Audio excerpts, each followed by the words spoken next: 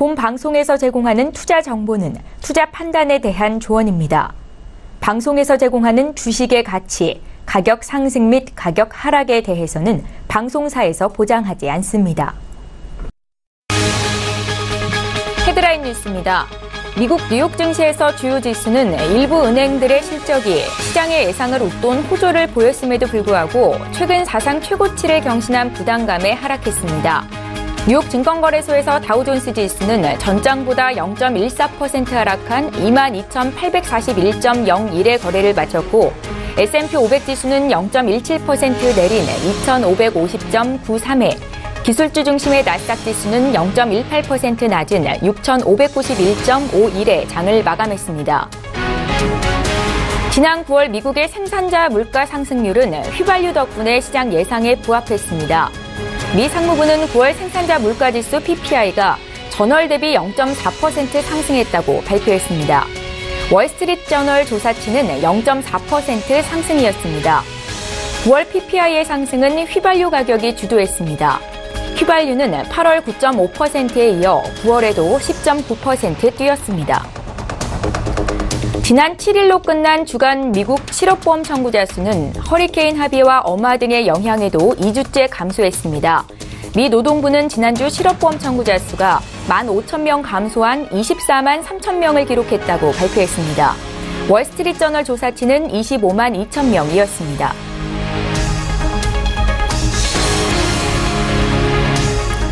국제유가는 1%대 하락했습니다. 뉴욕 상품거래소에서 서부 텍사스산 원유 WTI 11월 인도분은 전날보다 배럴당 1.4% 내린 $50 60센트의 거래를 마쳤습니다. 전 세계 원유 공급이 늘었다는 발표에 투자 심리가 위축됐습니다.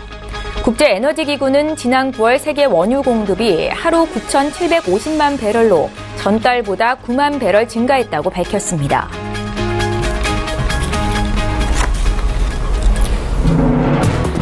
시청자 여러분 안녕하십니까? 출발 증시와이드 1부 시작합니다. 최은정입니다.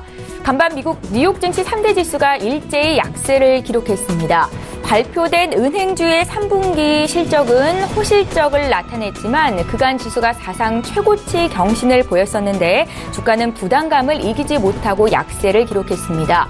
업종별로는 통신업종이 3% 이상 가장 크게 내렸고 에너지와 금융, 헬스케어 업종도 조정을 받았습니다. 자, 어제 국내 증시 마감 상황도 함께 살펴드리지요. 코스피 지수가 거침없는 상승세를 보이면서 이틀 연속 사상 최고치를 경신하고 있습니다. 연휴 이후로 장 흐름을 이끌었던 IT주가 주춤했던 반면에 증권이나 건설, 통신 등 다른 업종으로의 순환매가 나타났었는데요. 어제 코스피는 0.68% 상승한 2,474로 거래를 마치면서 장중, 종가 기준 모두 사상 최고치였습니다. 코스닥은 0.64% 올라 666포인트로 거래를 마쳤습니다.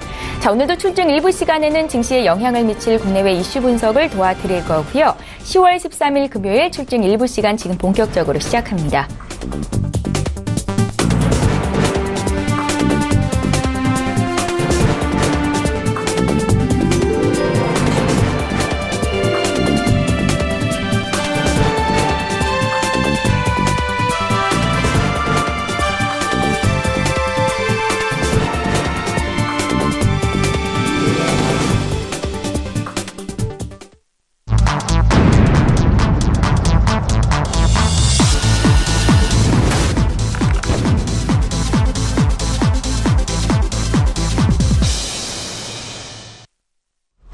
예, 시장의 중심이 되는 이슈 분석 도와드립니다. 신승용의 시그널 나우. 오늘 브레인코리아 인베스트의 신승용 대표 화상으로 연결해보겠습니다. 대표님 안녕하세요. 네, 안녕하십니까.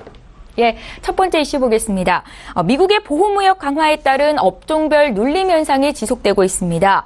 엎친 데 덮친 격으로 빠르면 이번 주말경에 미국의 환율 조작국 발표도 있을 것으로 전망되고 있는데요.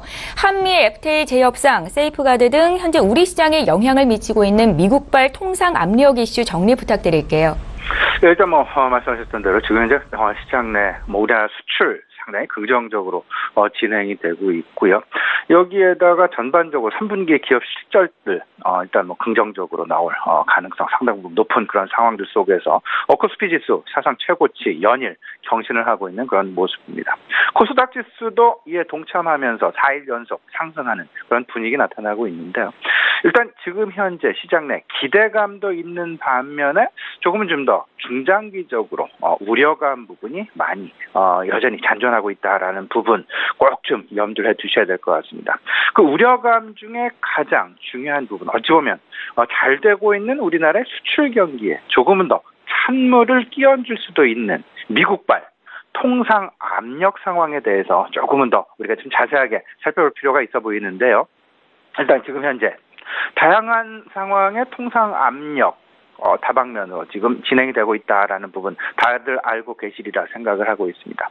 일단 첫 번째가 한미 FTA와 관련된 제2협상 부분이겠죠. 이 한미 FTA 일단 자동차 업종과 관련된 우려감은 여전히 지속이 되고 있다라는 부분. 이와 관련해서 간단한 소결 말씀을 좀 드린 바가 있었습니다. 자동차 업종 전반적으로 관심에 대한 부분 미련 내지는 희망 고문 이런 부분에 대해서 계속되는 어떤 불안감에 가지고 계심보다는 오히려 전기차 관련으로 좀 집중을 해볼 필요가 있겠다. 오히려 전반적인 자동차 업종은 버리고 전기차와 관련된 부품 소재주에 대한 관심으로 좀 국한해보자라는 그런 말씀을 여러 차례 걸쳐서 드린 바가 있었습니다. 이 부분 다시 한번 우리 시청자 여러분 좀 마음속에 새겨두셨으면 좋을 것 같고요. 두 번째가 세이프가드 부분이 될 것 같습니다. 이 세이프가드 일단 가전업종 그리고 태양광 업종에 대해서 전방위적으로 지금 현재 나타나고 있다라는 부분 특히나 태양광 관련된 부분은 정부의 탈원전 정책에 대한 수혜가 있는 반면에 거꾸로 미국발 세이프가드와 관련된 악재가 계속 진행되고 있다. 그렇다라면 지금 현재 상황에서 좀 생각을 해본다라면요. 단기적으로는 미 세이프가드 악재와 관련된 조금 좀 보수적인 그런 관점의 접근이 바람직하지 않나 말씀을 좀 드려보고요. 정부의 탈원전 정책과 관련된 재생 에너지와 관련된 태양광이랄지 풍력 이런 부분들은 조금 더 중장기적인 방향의 접근이 바람직하지 않겠느냐. 단기적인 접근과 중장기적인 접근을 조금 좀 신재생과 관련된 부분은 우리가 좀 끊어서 구분을 해서 생각을 해볼 필요가 분명히 있어 보인다라는 말씀 아울러서 드려봅니다. 마지막 세 번째가 환율 조작국 이슈일 것 같습니다. 빠르면 이번 주말이죠. 미국 시간으로 13일 그리고 우리나라 시간으로 한 토요일 정도. 빠르면 이 정도 이제 그 환율 보고서 미국에서 환율 보고서를 두 차례 발표를 합니다. 4월달과 10월달. 근데 여기서 우리가 집중을 하고 있는 부분은 환율 보고서를 발표함에 있어서 과연 환율 조작국으로 지정이 되느냐 안 되느냐의 여부. 지난 4월에 이어서 이번 10월에도 여전히 어떤 그 관심 영역군에 포함이 되어 있다라는 부분 생각을 좀 해두실 필요는 있어 보입니다. 지난 94년이었습니다. 우리나라 환율 조작국 지정된 바가 한 차례가 있었죠. 이때 원달러 환율이 한 7%, 8% 정도 절상을 하게 되는 절상 환경을 맞게 되는 그런 수순을 밟았다라는 부분을 좀 상기해 볼 필요가 있어 보이고요. 지금 현재 상황에서는 다양한 전문가들 그리고 우리나라 정부 역시 환율 조작국 지정 가능성은 상당히 제한적이다라는 이야기로 일단 좀 마음을 놓고 있는 그런 상황일 수는 있겠지만요. 혹여나 환율 조작국 지정 요건 다들 알고 계시겠습니다만 세 가지 다시 한번 좀 정리를 해드리죠. 대미 무역 흑자가 200억 달러 이상이 되는 상황. 우리나라 이미 대미 무역 흑자 200억 달러 지금 넘어서 있는 그런 상황이죠. 그리고 GDP 대비해서 경상 흑자 3% 이상. 우리나라 여기에 해당이 됩니다. GDP 대비해서 2% 이상의 달러, 중앙정부의 달러 매수 개입 여부. 이 부분이 이제 좀 이슈 쟁점화가 되고 있는데요.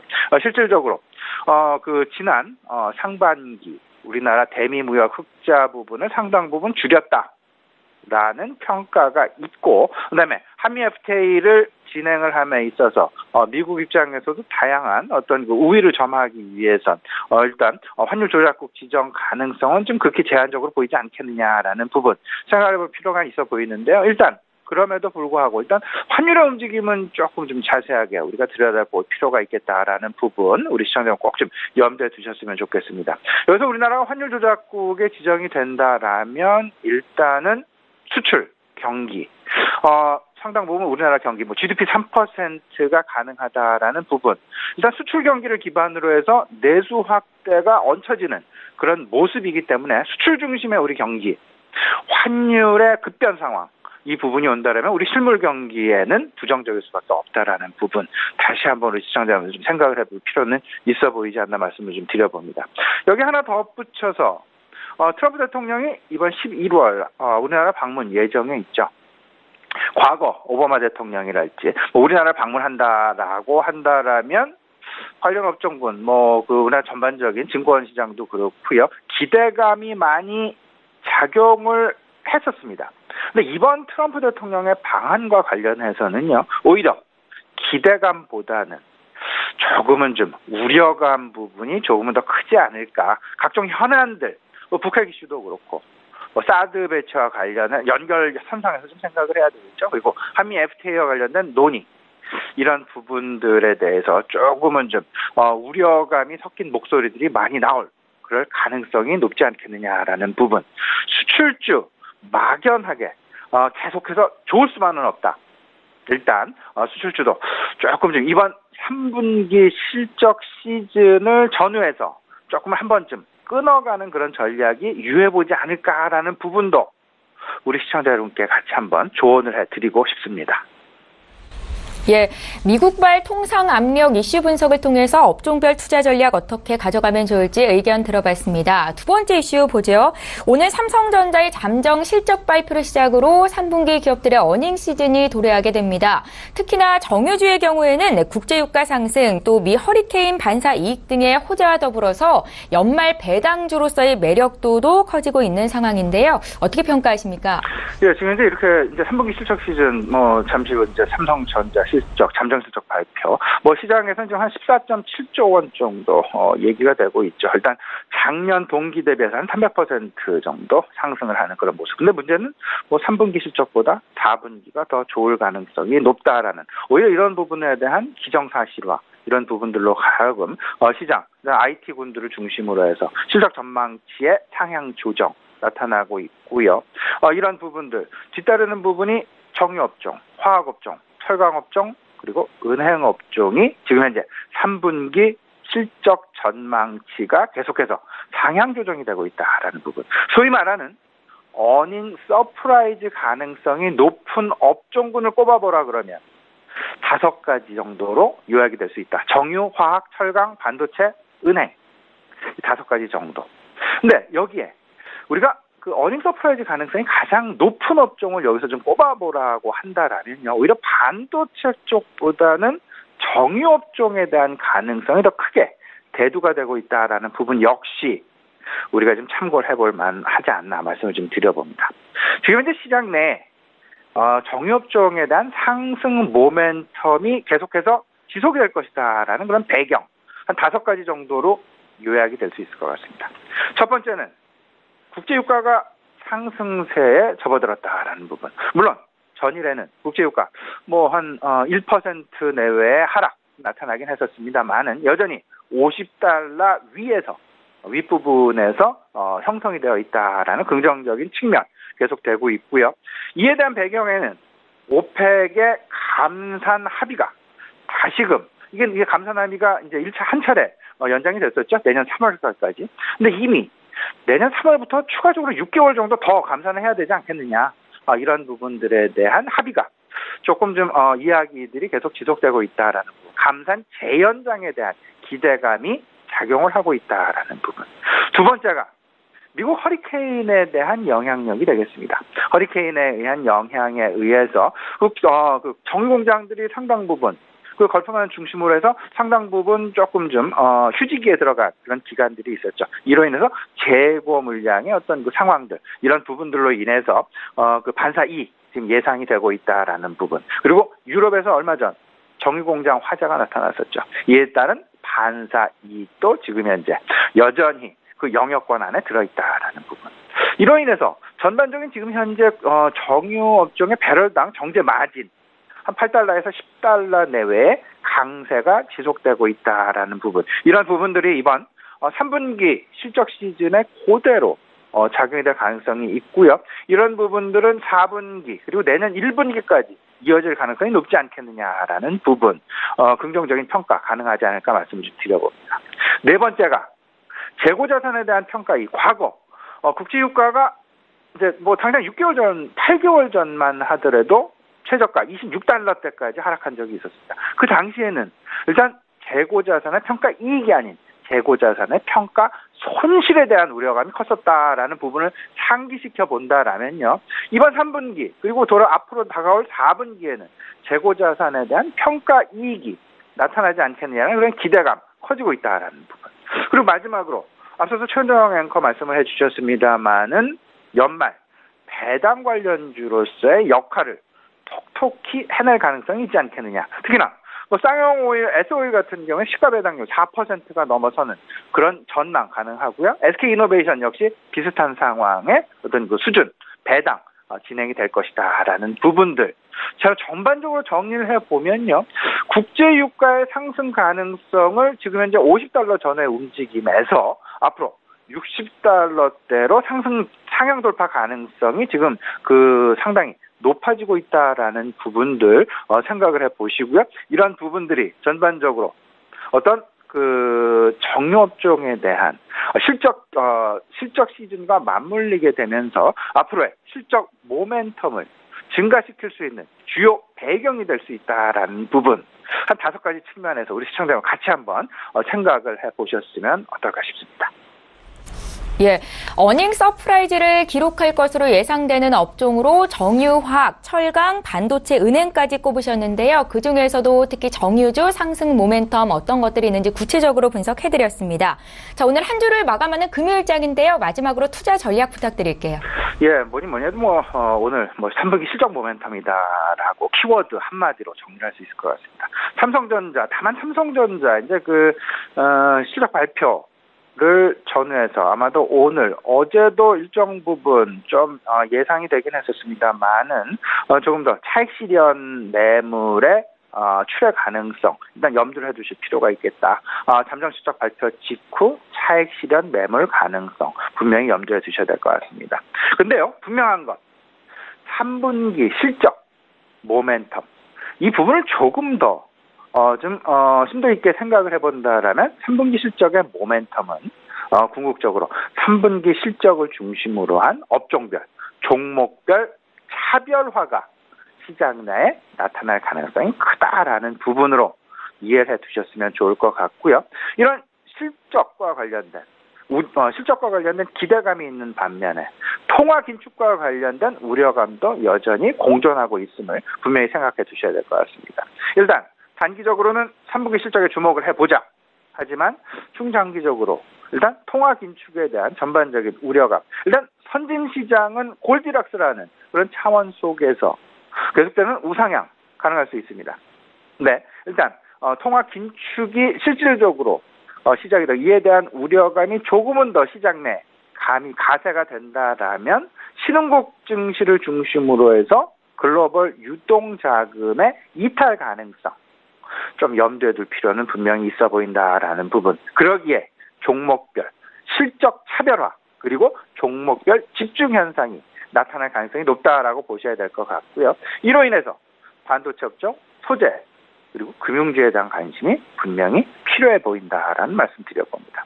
아울러서요. 다음 주 이제 중국에서는 18일에서 24일 6일 동안 19차 당 대회가 지금 예정이 되어 있습니다. 이 상황을 놓고서 전반적인 이제 신흥국의 대표격이라고 할 수 있는 중국의 어떤 시장의 움직임, 이에 따른 외국인들의 이에 대한 평가 여부, 이 부분 역시 우리가 중점적으로 좀 생각을 좀 해봐야 될 것 같고요. 일단 지금 현재 시장의 상황 살펴본다라면 첫 번째가 3분기 실적 모멘텀에 대한 관심, 두 번째 좀 우려감이 있긴 하지만 신흥국 중심으로 자금 이탈 가능. 그러기에 뭐 어제도 외국인들 한 2천억 원이 넘는 순매수 기조 보여주긴 했었습니다만은 외국인들의 유동성과 관련된 외국인들의 수급과 관련해서는 항상 주의 깊게 살펴보자라는 말씀 좀 드려봅니다. 한미 FTA와 관련된 그리고 뭐 세이프가드와 관련된 주요국들의 통상 압력 이 부분이 과연 어떻게 진행이 되는지 여부 그리고 우리 정부의 이에 대한 대응책 그리고 산업별 움직임 현황들 꼭 좀 살펴보셔야 될 것 같고요. 북핵 리스크 여전히 진행이 되고 있다라는 부분 좀 마음을 놔서는 안 되지 않나 말씀을 좀 드려봅니다. 다만 어제 이제 그 미국에서 금융업종에 대한 실적 발표 상당히 긍정적으로 나왔죠. 뭐 시장 기대치를 상회하거나 시장 기대치에 부합하는 발표가 나왔음에도 불구하고 금융주 한 1%에서 3%대 하락이 나타나고 있다라는 부분. 일단 차익실현 매물이다라는 그런 생각이 좀 많이 들고요. 이와 관련해서 우리나라 업종 동조화 현상 분명히 예상되고 있는데 일단 정부의 그 가계부채 종합 대책이 10월 하순으로 연기가 됐습니다. 그 반면에 글로벌 긴축에 대한 수혜 업종은 은행주일 수밖에 없다라는 부분. 예대 마진이 개선된다. 그리고 건전성 강화 측면에서 은행주는 여전히 매수 대응이 유용하다라는 말씀 드려봅니다. 그리고 한 가지 더 추가를 해서 말씀을 드려보면요. 최근 제가 이제 지난 월요일, 수요일도 그랬고요. 은행, 증권주에 대한 관심을 확대해보자라는 말씀을 계속 강조해드린 바가 있었습니다. 지금 주식활동 계좌 수가 2,400만 개를 넘었었습니다. 그만큼 주식시장에 대한 관심이 뜨겁게 나타나고 있다라는 부분. 이에 따른 증권업종에 대한 실적 개선 가능성, 3분기는 물론 4분기 긍정적인 진행이 예상되고 있다는 부분. 증권주에 대한 관심 확대 너무도 당연히 우리가 생각을 해봐야 될 것 중에 하나가 아닌가 말씀을 좀 드려보고요.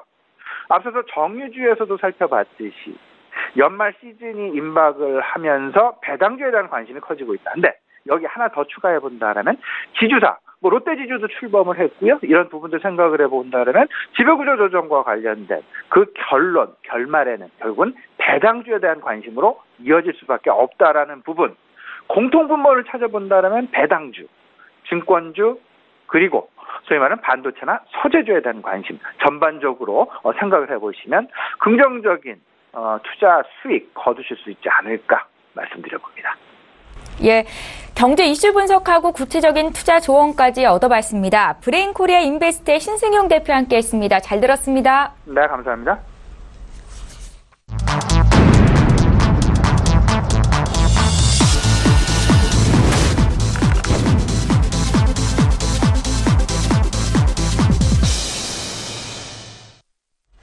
예, 이번에는 국내 시장 쟁점을 보다 구체적으로 분석해보겠습니다. 라이브 이슈타임 시간이고요. 오늘 금요일이죠. 메리츠 종금증권의 김민수 부장 이 자리에 모셨습니다. 부장님 안녕하세요. 네, 안녕하십니까. 예, 삼성전자의 주가가 어제 270만 원을 돌파하면서 사상 최고치 행진을 이어가고 있습니다. 올해 하반기 실적은 사상 최대를 기록할 것이다 라고 전망이 되는 가운데 주가에 대한 기대감 역시 높은 상황인데요. 삼성전자 주가 올해 얼마까지 더 갈 수 있을 거라고 보고 계십니까?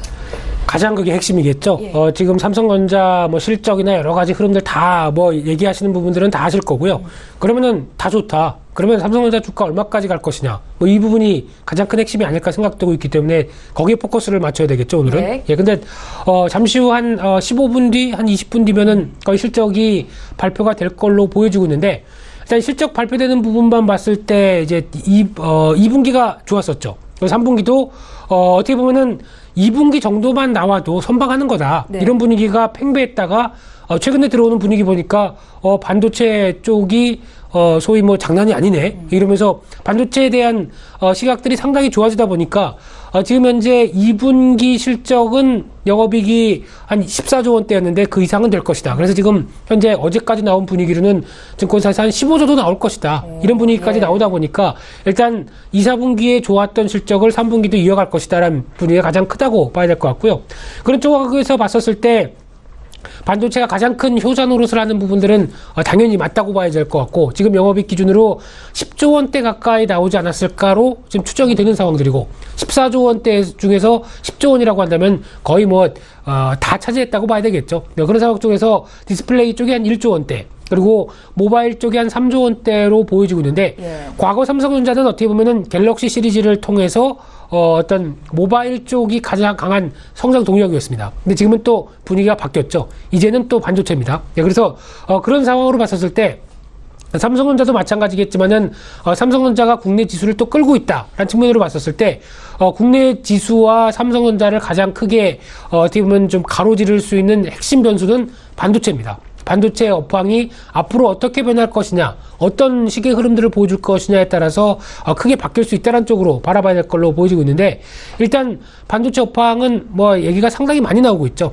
그런데 가장 크게 두 가지로 분류했을 때 기존의 반도체가 많이 쓰였던 부분, 그리고 새롭게 반도체가 많이 쓰이는 부분들이 구분이 됐었을 때 둘 다 좋다라고 봐야 되겠죠. 그런 차원에서 특히 기존에 이제 많이 들어갔던 쪽이 대표적으로 PC 쪽, 거기다가 이제 스마트폰이나 이제 서버 쪽, 이런 쪽도 여전히 수요 계속 늘어나고 있습니다. 그런 쪽에서 새롭게 또 가세가 되고 있죠. 그 사물 인터넷 쪽도 벌써 이제 3, 4년 전부터 얘기가 많이 나오는 쪽이고, 거기다가 인공지능, 그리고 뭐 스마트카, 그리고 전기차 관련된 쪽도 여전히 이쪽에 대한 신규 수요가 같이 늘어나다 보니까, 그러면은 수요가 늘어나면 공급도 같이 늘어나야 되겠죠. 근데 공급이 늘어나는데 한계를 보입니다. 왜냐면 반도체 쪽 같은 경우는 대표적인 투자가 미리 2, 3년 전부터 선행돼야 되고, 그에 따른 결과가 같이 나와서 이를 수요와 공급이 같이 맞아져서 들어가는 대표적인 흐름들로 봤었을 때 공급이 늘어나는 가능성은 많이 좀 제한돼 있죠. 특히 국내 업체들이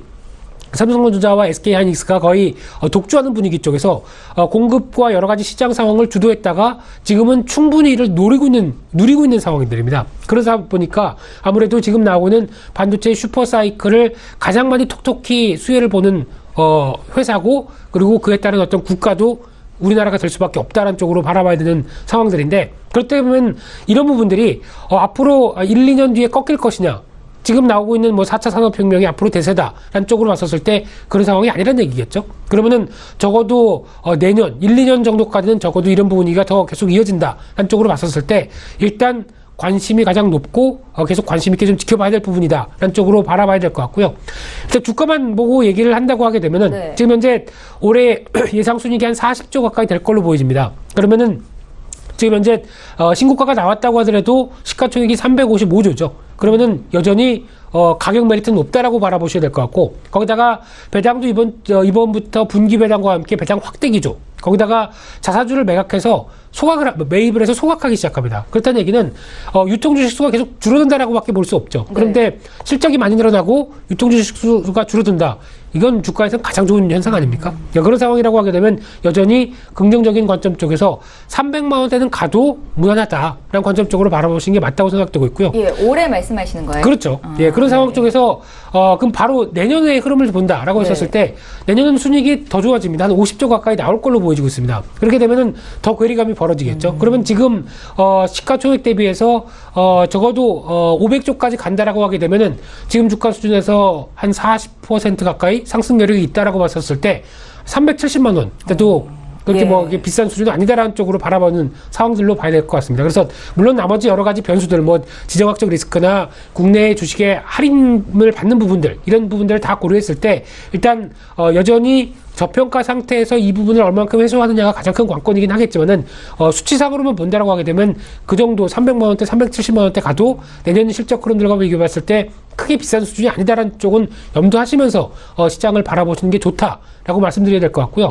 단 하나 단기적으로는 아무리 삼성전자가 실적을 좋게 발표한다고 하더라도 당일과 그리고 그 다음 주에 정도 한 3, 4일 정도는 주가가 밀리는 경향들이 좀 있었습니다. 그런 상황으로 봤었을 때 다음 주에는 아무래도 주가가 약간 조정이나 눌림목이 들어갈 가능성은 좀 있다는 쪽으로 바라봐야 될 것 같고요. 하지만 4, 4분기까지 실적이 더 계속 좋다라는 관점이라고 하게 되면 이런 눌림목이 들어올 때 사야 되겠죠.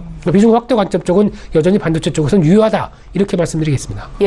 올해 삼성전자의 주가가 300만 원 가고 또 향후 1, 2년 안에 370만 원을 찍는다면 개인 투자자분들 지금 관심 많이 갖고 계실 것 같은데요. 안심하고 뛰어들어도 될 만한 구간이다라는 말씀이신 거죠? 안심은 맛있는 부분이죠. 예. 네, 등심에 이어서 안심까지. 네, 근데 예. 중요한 부분들이 지금 이제 어떤 실적 기준만 바라보고 대응을 한다. 특히 지금 시장에서 가장 큰 핵심 포인트가 차별이지 않습니까? 네. 그러니까 실적이 되는 종목들만 계속 가려고 하는 움직임이고 이를 좀 추종하려는 움직임이 상당히 크다라고 쪽을 봤었을 때 일단 개인 투자자분들도 마찬가지입니다. 아무리 300만 원대, 뭐 270만 원대 주가라고 하더라도 좋은 쪽으로 붙어야 되겠죠. 그렇다고 한다면은 실적이 좋은 종목들을 갖고 있었을 때에 대한 어떤 투자에 대한 안심도라고 했었을 때는 당연히 이쪽에 무게를 둘 수밖에 없습니다. 그렇기 때문에 그런 부분들 충분히 감안하시면서 대응하셨으면 좋겠습니다. 삼성전자가 간다는 건 코스피도 또 올라간다는 얘기일 텐데 그렇죠. 어제 보니까 2600까지 올해 갈 수 있겠다 하더라고요. 메리츠 종금증권에서 예상하고 있는 삼성전자의 올해 고점은 어디일까요? 메리츠 종금증권이 아니라 제 개인적인 생각이 더 중요하겠죠. 예. 예, 근데 지금 이제 단기적인 관점으로 본다고 하게 되면은 지금 국내 올해 3분기 실적과 함께 다 나올 수 있는 수준으로 봤었을 때 일단 지금 PER 한 12배 수준 정도가 지금 MSCI 기준으로 봤었을 때 이 정도 수준이 지금 G20 국가 중에서 18위 정도밖에 안 됩니다. 예. 그만큼 아직까지 목말라 수익권과 아니면 저평가에 대한 모습들은 뚜렷하다라고 봐야 되겠죠. 근데 그거를 지금 누르고 있는 나머지 변수들이 얼만큼 빠르게 쏟아드냐에 따라서 주가는 바뀔 수 있다라는 관점으로 봤었을 때 일단 뭐 지금 단순하게 이런 부분들이 빠르게 쏟아진다라고 하게 되면 오히려 지수나 흐름들이 좀 더 빠르게 변할 수 있다는 관점적으로 봤었을 때 여전히 2,500, 2,600 이런 게 중요한 게 아니고요. 예. 이런 어떤 전반적인 틀이 바뀌느냐에 따라서 시장 흐름들도 바뀔 수 있다는 점은 염두를 하셨으면 좋겠고요. 솔직히 주가가 여기서 2,600, 2,700, 3,000을 간다고 하든 내 계좌가 지수가 3,000에 맞는 계좌를 만드는 게 더 중요하지 않겠습니까? 예. 그렇기 때문에는 지금 그를 쫓아갈 수 있는 분위기, 특히 과거처럼 유동성의 장세가 아닙니다. 실적을 따라서 충분히 움직이는 실적 중심의 장세 쪽으로 바뀌어 있는 상황이기 때문에 그에 따라서 내 계좌도 실적 좋은 종목 쪽으로 짜놔야 됩니다. 그게 지금 가장 큰 핵심 포인트라고 봐야 될 것 같습니다. 어제는 IT가 좀 쉬고 그간 못 올랐던 순환매 장세가 나타났다고 하던데 키 맞추기가 좀 나타나는 거 아닐까요? 그렇죠. 앞으로도? 네, 예. 키 맞추기는 분명히 나타납니다. 예. 하지만은 가장 저희가 눈여겨봐야 될 부분들이 시장에서 이제 실적 장세의 가장 큰 특징은 실적 중심으로 추세가 한 종목이 반영하면서 이만큼 올라갑니다. 근데 이만큼 올라갈 때 나머지 종목들은 어떻게 보면 정체를 돼 있거나 상대적으로 못 올랐던 부분들이 예. 이 종목이 약간 쉬는 동안 그게 따라 오른다는 얘기죠. 그런데 그렇다고 하더라도 이만큼 실적을 좋아서 올라간 주가가 못 올란 종목들이 그만큼을 따라가느냐? 못 갑니다. 예, 그의 반이나 아니면 3분의 1 정도까지만 반영했다가 나머지 종목이 또 재차 달릴 때 이 종목은 또 조정을 받습니다. 그렇게 되면은 과연 저희가 포커스를 어디 맞춰야 되느냐 라는 부분들은 해답이 다 나왔다고 봐야 될 것 같습니다. 예, 알겠습니다. 저희 계속해서 두 번째 이슈로 넘어가 보겠습니다. 롯데 지주 주식회사가 어제 공식 출범이 됐습니다. 지주사 체제 전환으로 앞으로 복잡한 지배 구조가 정리가 되고 또 경영 투명성이 높아질 것이다라고 전망이 되고 있는데요. 앞으로 남은 과제는 없는 건지 또 투자자 입장에서는 어떤 점에 포인트를 맞추면 좋을지 부탁드릴게요. 네, 롯데그룹주는 상당히 좋아졌다고 봐야 될 것 같은데 남은 숙제도 만만치가 않습니다. 이 부분에 대해서 먼저 초점을 맞춰야 될 것 같고요. 네. 특히 지금 롯데쇼핑, 롯데칠성, 롯데푸드 이쪽이 인적 분할해서 사업회사 그리고 지주회사 투자 부문 쪽 이쪽으로 좀 바뀐 상황 쪽에서 이 롯데제과의 투자 부문이 이제 선봉에 나섰죠. 그러면서 롯데제과가 나머지 세 개사의 그 분할했던 투자 부문을 합쳐서 롯데 지주회사로 바뀌면서 지금 이제 12일 기준으로 출범을 하게 되는 상황이고요. 그랬을 때 이제 자본금이 한 4조 8천억대 그리고 해외 자회사를 포함하게 되면 롯데지주 안에 138개가 이는 어떻게 보면 좀 공룡 기업이 됐습니다. 그런 상황 쪽에서 앞으로 28개 계열사까지 추가한다고 하니까 더 커지겠죠. 거의 150개 가까이 되는 회사가 이제 어떻게 보면 이제 순수 지주회사다 보니까 이런 관점 쪽에서 봤었을 때 순수 지주회사의 역할이라고 하게 되면 어떤 뭐 사업으로 영역을 수익을 쌓는 게 아니라 어떤 배당금이나 계열사의 배당금 그리고 브랜드 가치 사용료를 충분히 반영하는 정도 지금 기준으로는 약 한 0.15% 수준이라고 얘기를 하는데 그런 부분들이 주가의 회사의 이익으로 잡힐 걸로 보여지고 있는데 그런 측면으로 봤었을 때 이제 롯데지주 쪽으로 하나로 몰아가면서 신동빈 회장의 지분을 보다 보면은 이제 한 13% 정도로 보여지고 있고요. 네. 그 밖에 나머지 한국 롯데그룹의 계열사나 우호 지분을 다 따지게 되면 한 55% 정도 된다라는 측면으로 봤었을 때 일단 경영권 안정은 충분히 이끌어갈 수 있는 상황들이다. 그리고 과거의 복잡했던 지배구조가 많이 좀 투명화되기 시작한다. 이런 부분들은 가장 큰 강점이라고 봐야 됩니다. 하지만 숙제도 만만치가 않죠. 예. 특히 이제 또 하나의 축을 차지하고는 호텔 롯데 같은 경우도 이제 추가적으로 상장을 해서 투명성을 좀 더 강화시키느냐의 여부인데, 근데 호텔 롯데 같은 경우는 일본 재팬 롯데 일본 롯데 쪽이 한 99%의 또 지분이 남아 있는 상황 쪽에서 이를 어떻게 해결할 것이냐에 대한 부분들과 함께 이번에 정리가 되면서 금융 계열사는 편입을 못했습니다. 예. 그러다 보니까 지금 나오고 있는 중간지주 회사 관련된 쪽에서의 금융회사를 어떻게 편입시킬 것이냐 이런 여러 가지 문제들도 아직 숙제로 남아 있기 때문에 네네. 이 부분의 해결 부분들이 또 중요하다고 봐야 될 것 같은데, 주가와 관련된 부분을 만약 본다라고 하게 되면 일단 롯데는 내수주의 대표주죠. 근데 내수주가 지금 그렇게 썩 좋지가 못합니다. 그런 관점 쪽에서 또 사드와 관련된 부분에 대한 숙제를 어떻게 끌고 갈 것이냐라는 부분들도 여전히 남아있는 상태 쪽에서 특히 중국 사업의 불확실성, 내수에 여전히 풀리지 않은 숙제, 이런 부분을 감안하게 되면 일단 투명성은 많이 올라왔다고 하더라도 그에 따른 어떤 실질적으로 실적과 관련된 부분들에 대한 변화들은 제약적이다. 정치적인 불확실성도 아직 여전히 하다라고 하게 되면 반등을 한다고 하더라도 한계가 있다고 봐야 될 것 같습니다. 예, 알겠습니다. 자, 앞으로 우리 경제가 어떻게 움직일지 전망을 하게 된다면 투자 전략도 구체적으로 세울 수 있을 텐데요. 세 번째 이슈를 보려고 했는데 시간이 다 됐다고 합니다. 투자 전략만 좀 간단하게 여쭤볼게요. 네, 아쉽습니다. 이 부분이 가장 핵심인데, 한 2분만 뺄 수 없을까요? 예, 있습니다. 농담이고요. 예, 일단 뭐 또 기회가 되게 되면은 또 한국경제 진단에 대해서 또 타이틀 걸어주실 거죠? 네, 그래서 한번 말씀드려야 될 것 같고요. 예. 중요한 거는 이제, 이런 거 다 빼고 이제 앞으로 시장이 30분 남았으니까 오늘 시장에 대해서 좀 더 강조를 드린다고 한다면 오늘은 딱 그겁니다. 일단 지금까지 이번 주 들어서 계속 오른 주가 쪽에서 이 주가를 좀 부담을 느끼느냐, 아니면은 여전히 실적들하고 이런 것들 쪽 봐서 추가 상승에 대한 기대감을 또 보이느냐, 라는 쪽에서 오늘은 충돌할 가능성이 높습니다. 그런 상황 쪽에서 일단 지금 또 중요한 변수 중에 하나가 외국인이겠죠. 이번 주 들어서 계속 시장을 끌어당기고 있는 외국인들이 오늘도 사주면서 시장에 대해서 대응이 좀 들어올 것이냐, 이런 부분들을 바라보시면서 일단 오늘 주가 탄력보다는 어떻게 보면은 계속 이번 주에도 강조드리는 얘기지만은 실적 중심으로 바꿔야 된다, 재편해야 된다, 이런 관점 쪽에서 시장을 대응하셨으면 좋겠고요. 먼저 대형주가 실적 발표를 하다 보니까 대형주 중심의 실적 좋은 종목 중심으로 업종과 종목들이 재편돼서 거기에 압축돼서 움직이는 흐름들은 이번 주에도 나타났고 다음 주도 계속 이어질 거로 보여집니다. 그렇기 때문에 당연히 포커스는 그쪽으로 맞추셔야 될 것 같고요.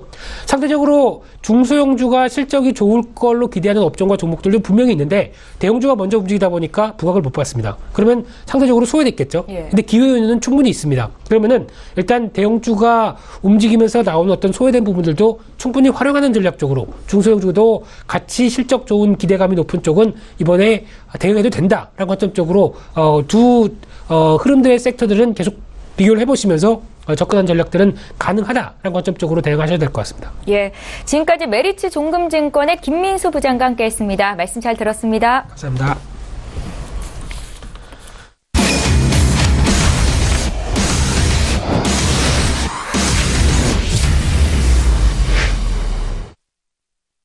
예, 국내외 선물 시장 흐름 분석하고 투자 전략까지 짜드립니다. 선재 트레이더의 선물 하이킥 시간이고요. 오늘도 선재 트레이더 화상으로 연결해 보겠습니다. 안녕하세요. 네, 안녕하십니까. 예, 먼저 국내 선물 시장 흐름부터 좀 보겠습니다. 어제 국내 코스피, 코스닥 모두 일제히 오름세를 보였었고 선물 시장도 호황이었는데요. 앞으로의 투자 전략은 어떠실까요? 네, 우선 이런 말씀 드리겠습니다. 전반적으로 우상향 기대는 있지만 우려선이 있다, 이런 시연이 나올 때는 저희는 소심한 기회주의자가 되자, 제가 이렇게 말씀 자주 드립니다. 우선은 지금 코스피 같은 지수 일봉상에서의 추세 저항 라인들 한번 볼만한 자리는 아직 좀 더 남은 것 같지만 종합지수 같은 경우는 우선 중요한 추세 상단부에 와 있는 것 같습니다. 좀 차트를 보자 하면요. 이제 코스피는 이력이 좀 더 여력이 남아있다고 보이고, 그 다음에 종합지수는 오늘 자리들 굉장히 중요할 때 보이는데, 어제 우선은 지금 저희가 윗구간에서 매도를 상단부 신고가에서만 조금씩 쳤었죠. 그래서 한 1% 정도를 내고 마무리를 지었는데, 우선은 상단부 지속적으로 우려가 있기 때문에 관망을 하든지 아니면 추세를 끌고 왔다, 그런 상관없겠지만 대의 관점에서 신규를 매수 쪽으로 계속 추정하기는 부담되는 게 사실입니다. 그래서 위에서 어제처럼 이렇게 눌린 구간 정도만 보는 게 맞다고 생각을 하고 있고요. 우선은 지수로는 330 지수, 그 다음에 지금 어제 뚫었던 구간들 285, 328.50 지지력을 갖고 있기 때문에 우선은 오늘 또 장중 움직임들 멈춰서 저항을 받은다면 거기서 소심한 기회주의자가 돼서 일부의 수익을 내고 좀 무포자분들은 관망을 하는 게 좋다 이렇게 말씀을 드리겠고요. 그다음에 우선은 지금 매일 매매하는 사람이라면 좋은 자리야, 그러니까 좋은 매수 자리야, 좋은 매도 자리가 있겠죠. 하수는 수익에 대한 막연한 기대의 신경을 쓰게 되고요. 그다음에 중수는 아무래도 지속적인 수익 기회를 위해서 리스크에 신경을 써야 됩니다. 그래서 하수의 매매는 후회한 매매가 될 거고 중수의 매매는 매우 아쉬운 매매가 되겠죠. 그렇다면 오늘 또 신고가, 갱신, 저항, 매도 전략을 드릴 거고요. 추세는 아무래도 추세가 빠진 다음에 매도를 인정해야 되는 관점이기 때문에 오늘 또 어제와 같은 전략으로 신고가, 저항, 매도 전략을 드리겠습니다. 예. 자, 이어서 해외 선물 시장은 어떻게 분석하셨는지 구체적인 투자 전략 여쭤볼게요. 네, 우선은 오전 시간이 짧기 때문에 우선은 기술적인 분석 위주로 계속 말씀드릴 거고요. 어제 우선은 상단부 저항, 그 다음에 하단부 지지력을 드렸었는데 딱 그 바운더리 내에서 고점과 저점을 형성한 모습을 보였습니다. 그래서 지금 윗구간들 우선은 보합, 상단부, 하단부를 다 찍었다는 관점에서는 우선은 반등 시에 여전히 어제 보합 구간 안에서만 노리는 수가 있어야 되겠죠. 지금 큰 그림 일봉상에서 이런 구간을 우리가 맞고 매도를 한번 친 겁니다, 어제. 그래서 어제 고가에서 크게 수익이 난 구조였고요. 그렇다면 추가적인 하방이 눌림이 있을 건지를 봐야 되는데 우선은 추세는 약간 빠졌습니다. 어제 이제 저 자리를 배팅하면서 약간 빠졌죠. 그래서 재반등 시 매도 전략이 유효하겠다 이렇게 보고 있고요. 위로는. 그리고 우선은 크루드 오일도 좀 보겠습니다.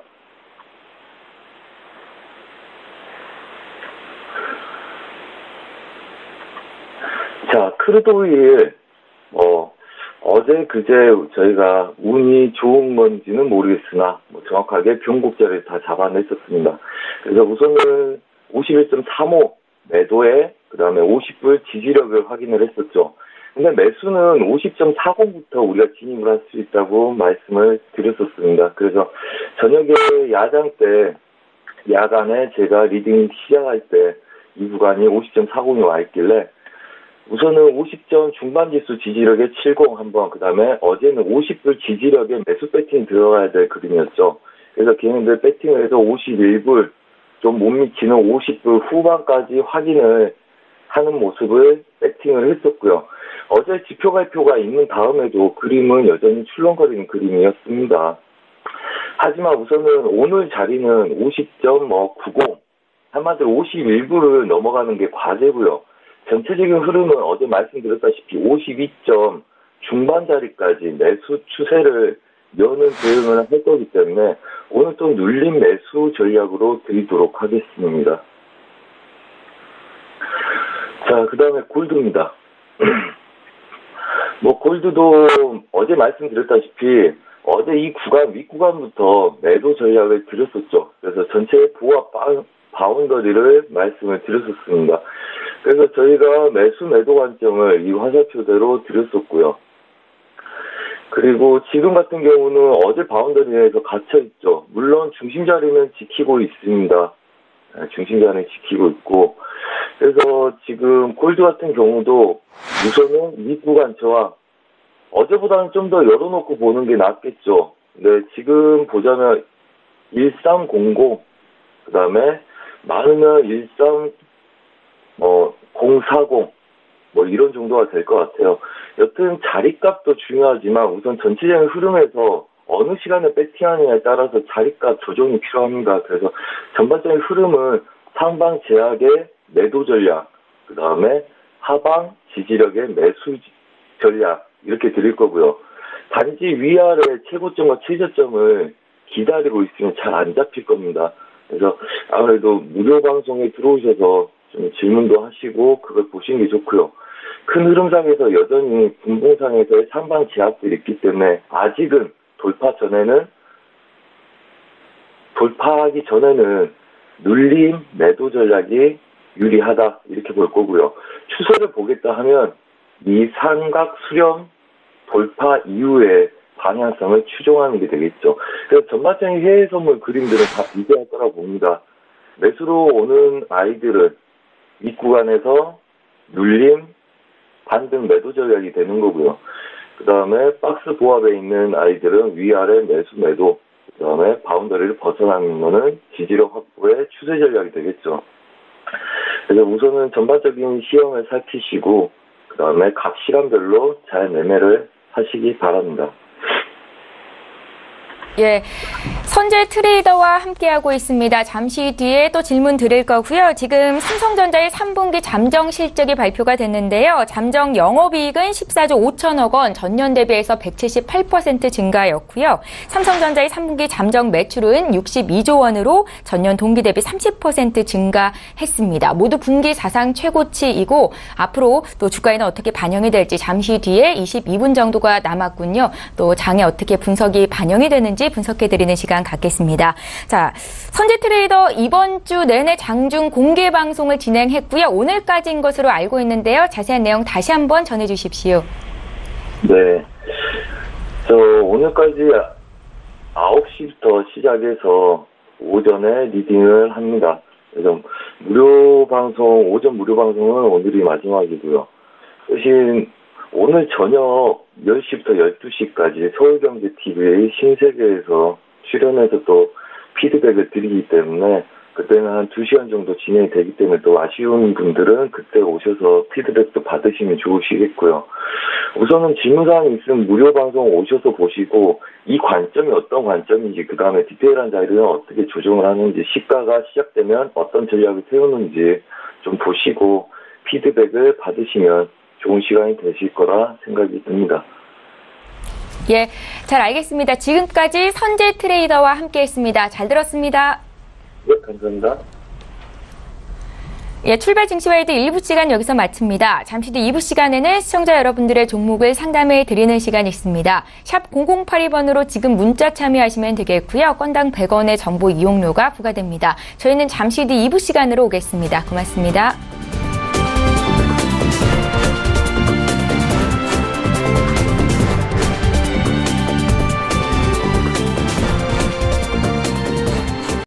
본 방송에서 제공하는 투자 정보는 투자 판단에 대한 조언입니다. 방송에서 제공하는 주식의 가치, 가격 상승 및 가격 하락에 대해서는 방송사에서 보장하지 않습니다.